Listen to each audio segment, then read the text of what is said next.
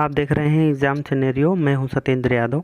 दोस्तों, पूरा विश्व समुदाय इस समय कोरोना जैसी भयंकर महामारी से ग्रसित है। ख़ास तौर से यूरोपियन कंट्री और अमेरिका में स्थिति बहुत ही ज़्यादा नाजुक बनी हुई है। वे देश जिनका दुनिया में हेल्थ इंफ्रास्ट्रक्चर बहुत अच्छे दर्जे का माना जाता है, उनकी यह स्थिति है। इससे आप महामारी के गंभीरता का अंदाज़ा लगा सकते हैं। भारत में स्थिति फ़िलहाल तो अभी ठीक है। आशा करता हूँ कि आप घर पर होंगे, सुरक्षित होंगे। अपने आप को सुरक्षित रखें, अपने परिवार को सुरक्षित रखें, खाली समय का सदुपयोग करते रहें। दोस्तों, हम बात करने जा रहे हैं सिविल सेवा परीक्षा की। उसमें हम आज बात करेंगे उत्तर प्रदेश लोक सेवा आयोग द्वारा आयोजित की जाने वाली पीसीएस परीक्षा की। दोस्तों, पीसीएस 2020 का इस समय नोटिफिकेशन जारी हो चुका है और इसके अभी फॉर्म भरे जा रहे हैं इस समय।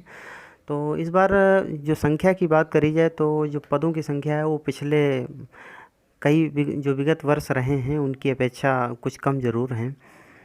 पीसीएस का सिलेबस और यूपीएससी का सिलेबस लगभग एक जैसा ही है।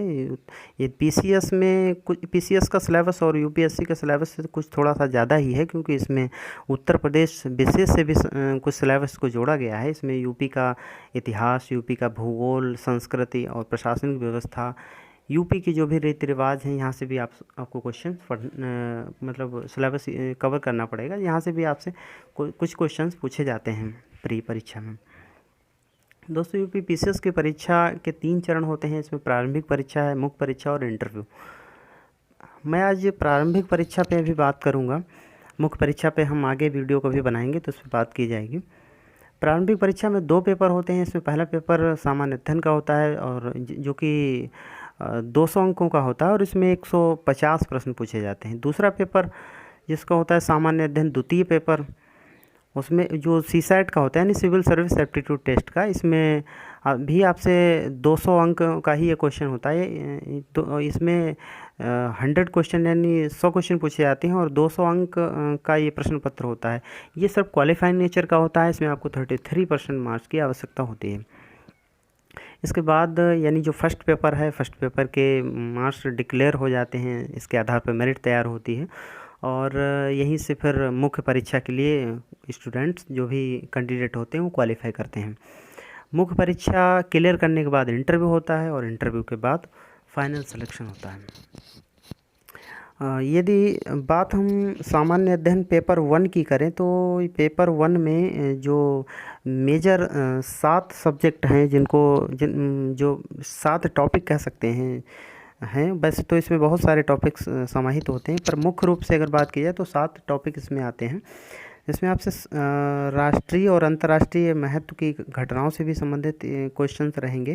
तो चूँकि पीसीएस ने यूपीएससी को कॉपी किया हुआ है तो उसका सिलेबस कॉपी किया हुआ है, तो आप ये मान के चलिए कि यूपी पीसीएस में भी इम्पोर्टेंस इसका बहुत ज़्यादा है।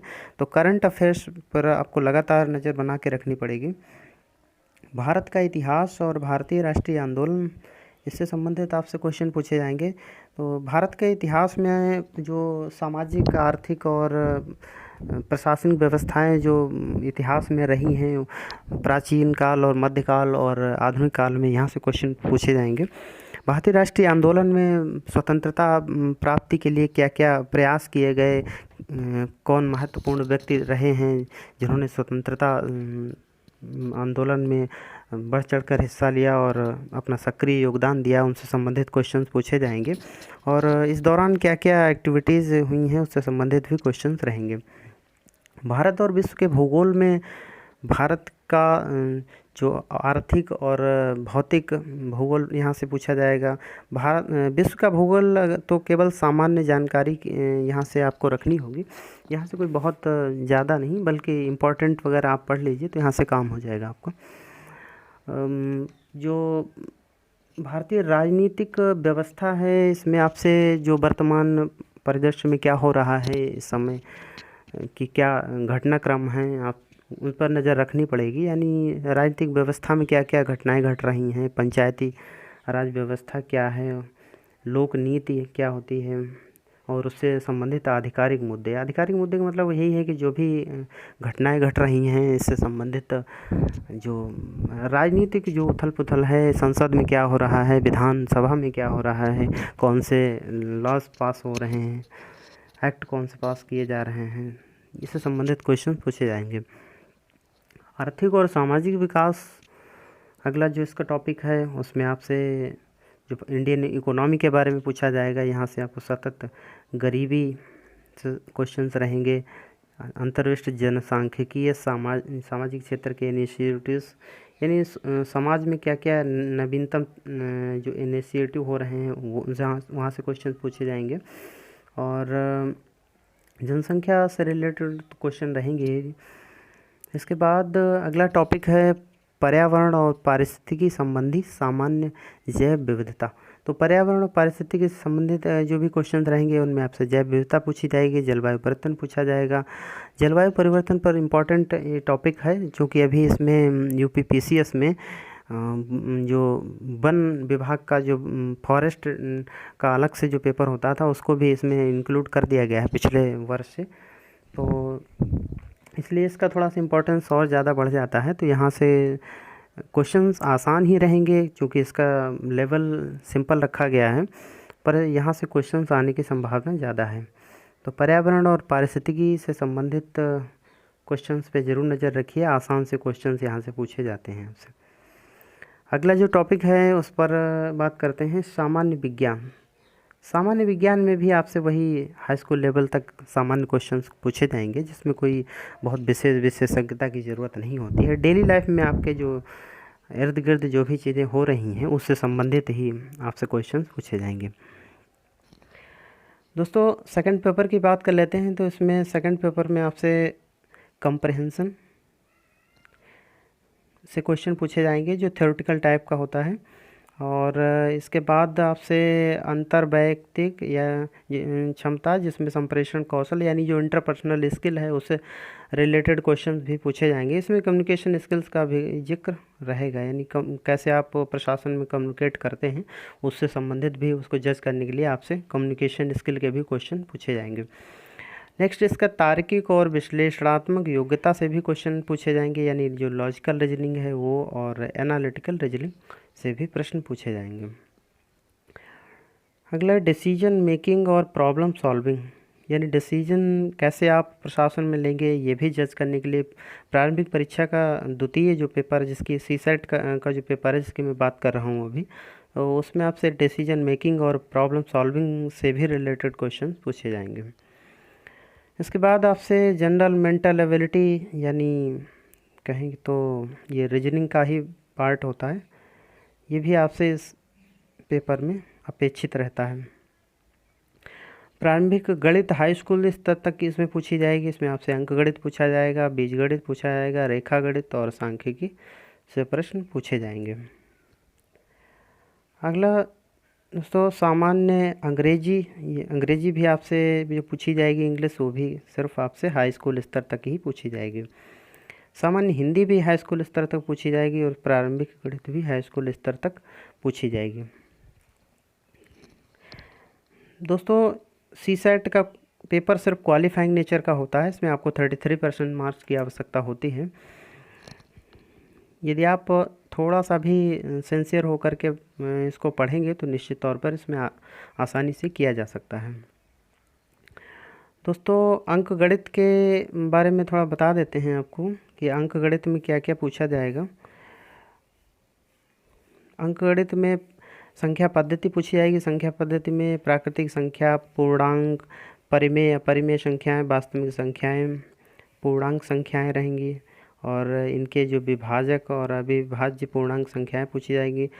पूर्णांक संख्याओं का लासा पूछा जाएगा, यानी लघुत्तम समापवर्तन और महत्तम समापवर्तन में दोनों में लासा और मासा में क्या रिलेशन होता है, वो इससे संबंधित क्वेश्चन पूछे जाएंगे। अगला एवरेज यानी औसत से क्वेश्चंस रहेंगे। अनुपात और समानुपात से भी प्रश्न पूछे जाएंगे। प्रतिशत से, लाभ हानि से प्रश्न पूछे जाएंगे। साधारण ब्याज, चक्रवृद्धि ब्याज, काम और समय, इससे संबंधित भी क्वेश्चन आपसे पूछे जाएंगे। चाल, समय और दूरी, इससे रिलेटेड भी क्वेश्चन पूछे जाएंगे। बीजगणित की बात कर लेते हैं तो बीजगणित में आपसे बहुपद के गुणनखंड पूछे जाएंगे, बहुपदों का लासा पूछा जाएगा, उनमें क्या रिलेशन है वो पूछा जाएगा, शेषफल प्रमेय क्या होती है, सरल एगुपद समीकरण क्या होता है और द्विघात समीकरण जिसको आपने हाई स्कूल में पढ़ा हुआ होगा उससे संबंधित क्वेश्चन आपसे पूछे जाएंगे। समुच्चय सिद्धांत, समुच्चय क्या होता है वो पूछा जाएगा, उपसमुच्चय, उचित उपसमुच्चय, रिक्त समुच्चय, समुच्चयों के बीच क्या संक्रियाएं होती हैं, बेनारेख क्या होता है, से संबंधित भी क्वेश्चन पूछे जाएंगे। अगला टॉपिक है रेखागणित। रेखागणित से भी प्रश्न पूछे जाएंगे। दोस्तों रेखागणित में आपसे त्रिभुज, आयत, वर्ग, समलंब चतुर्भुज, वृत्त की रचना, उनके गुण संबंधी प्रमेय, परिमाप तथा क्षेत्रफल से भी क्वेश्चंस आएंगे यहाँ से। अगला टॉपिक जिसमें मेंशन है वो है गोला। इसमें पूछा जाएगा आपसे गोला, समकोणीय वृत्ताकार बेलन, समकोणीय वृत्ताकार शंकु, धन के आयतन यानी जो घन पूछा जाएगा वो उसका आयतन पूछा जाएगा, पृष्ठ का क्षेत्रफल भी पूछा जाएगा। नेक्स्ट टॉपिक है सांख्यिकी। सांख्यिकी में आपसे आंकड़ों का संग्रह है, आंकड़ों का वर्गीकरण, बारंबारता, बारंबारता बंटन, सारणीय, संचयी बारंबारता, आंकड़ों का निरूपण, दंड चार्ट, पाई चार्ट, आयत, बारंबारता बहुभुज और संचयी बारंबारता इत्यादि से भी क्वेश्चन पूछे जाएंगे। वक्र, केंद्रीय प्रकृति की माप, समांतर माध्यिका, समांतर माध्य, माध्यिका, बहुलक, इनसे भी कोई रिलेटेड क्वेश्चन आपसे पूछे जाएंगे। दोस्तों जो इंग्लिश है, इंग्लिश का भी वही अप टू क्लास 10th यानी हाई स्कूल लेवल तक ही आपसे इंग्लिश भी पूछी जाएगी। इसमें आपसे कंप्रहेंशन का भी पार्ट रहेगा और कंप्रहेंशन एक्टिव और पैसिव वॉइस पूछा जाएगा, part of speech, transformation of sentences, direct and indirect speech, punctuation and spellings, word meaning, vocabulary and usages, idioms and phrases, fill in the blanks questions English में पूछे जाएंगे। सामान्य हिंदी की अगर बात करें तो ये भी हाई स्कूल लेवल का ही रहेगा। इसमें भी हिंदी वर्णमाला से क्वेश्चन रहेंगे, विराम चिन्ह, शब्द रचना, वाक्य रचना, अर्थ, शब्द रूप, संधि, समास, क्रियाएं, अनेकार्थी शब्द, विलोम शब्द, पर्यायवाची शब्द, लोकोक्तियाँ एवं मुहावरे से भी क्वेश्चन पूछे जाएंगे। तत्सम, तद्भव, देशज, विदेशी शब्द भंडार, वर्तनी, अर्थबोध, हिंदी भाषा में प्रयुक्त होने वाली अशुद्धियाँ, उत्तर प्रदेश की मुख्य जो भी बोलियाँ हैं उनसे संबंधित क्वेश्चन पूछे जाएंगे। तो ये है सेकंड पेपर का सिलेबस। दोस्तों आपको यदि हमारा चैनल अच्छा लगे तो आप लाइक, शेयर, सब्सक्राइब और कमेंट भी कर सकते हैं। दोस्तों मिलते हैं अगले लेक्चर में, तब तक अपना ख्याल रखिए, देखते रहिए एग्ज़ाम सिनेरियो।